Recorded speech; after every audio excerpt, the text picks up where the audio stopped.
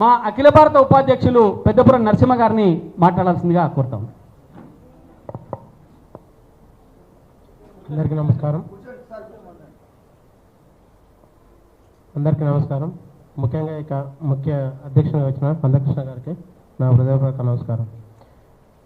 1994 నుంచి ఎంఆర్పిఎఫ్ పోరాటం చేస్తూనే ఉండు. ఇన్ని రోజులకి ఆయన కళ 30 ఏళ్ళ తర్వాత ఆయన కళ నెరవేరింది. ఎంతోమందికి ఇది చాలా ఉపయోగకరంగా కూడా ఉంటుంది. దీనికోసం ఆయన చేసిన పోరాటం అల్పెరగని పోరాటం. ఎవరైనా కానీ 5 ఏళ్ళలో 10 ఏళ్ళకో ఓకే నశించిపోతుంది, కానీ 30 ఏళ్ళ నుంచి పోరాటం చేసి దాన్ని సాధించుకున్న దాకా నిద్రపోలేడు.